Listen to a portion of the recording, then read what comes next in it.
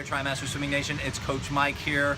Have you ever felt like you set off on a good strong swim, but then you ultimately reach a point where you feel like your technique or your form or just everything seems to break down?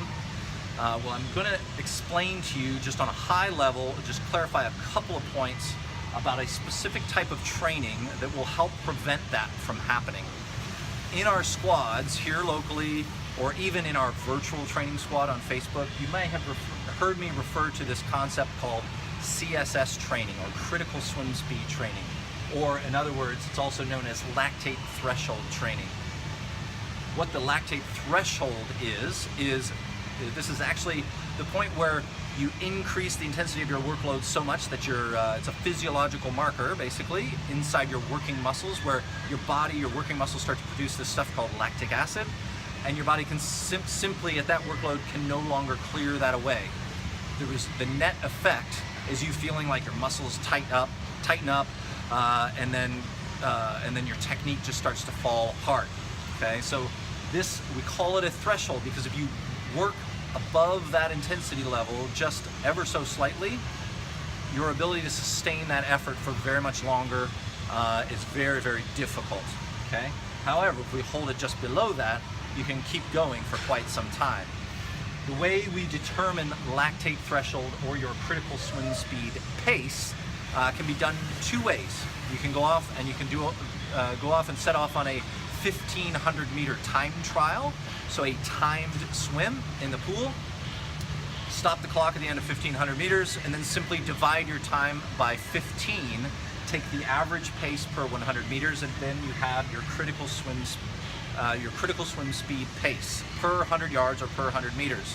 We have an alternate version of that same swim test, let's call it, where we do a 400 meter and a 200 meter time trial, which measures both your ability to sustain pace as well as measures the drop-off differential between the amount of speed you have and then your sustainable pace.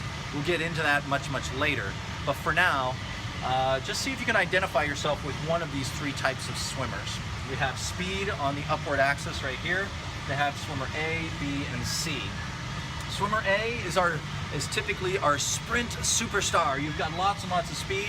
You can sprint 50 or 100 yards or meters fairly well, and you might actually be bowed down to quite a bit by the squad. But when it comes to long distance swimming, your ability to sustain that pace, the amount that your sustainable speed kind of drops off quite significantly.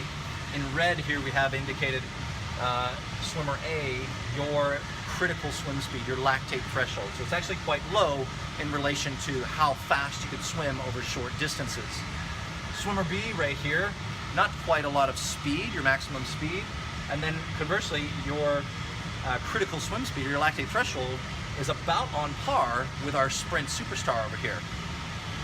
When you put these two swimmers head to head, ironically, what you might find is actually as fast as this swimmer appears initially, you both might wind up swimming actually the same time or roughly the same speed over longer distances of 1,500 meter effort, let's say. Then we have athlete C right here, who has a highly developed lactate threshold. You might not have quite the same maximum speed as swimmer A, but it doesn't matter because our goal is to swim long distances. So essentially, if you think of your body, your cardiovascular system as an engine, we want your goal to be able to run or rev that engine at high capacity and be able to sustain it there. And the way we do that is through this method of training called lactate threshold training, or CSS development training. One of the tools that we use, and again I'll get into this in future messages and future videos, is we use this tool right here called the Tempo Trainer Pro. This will help you with your ability to keep and hold very specific paces during your long distance training bouts, okay? So that's enough for now. I hope this clarifies what critical swim speed training is. Ultimately, your goal is to model yourself after athlete C over here. We want to build that endurance engine, become a beast of an endurance engine, a diesel engine as we call it, to mitigate the risk of your form and your technique breaking down through longer distances. That way, if you're the triathlete, you come out of the water more fresh, feeling stronger, feeling more ready for your bike and run. And then if you're a long distance, purely open water swimmer, you can sustain those paces for much longer distances without the technique and the stroke falling apart. So enjoy this. Stay tuned for the next session where we'll talk about the specifics.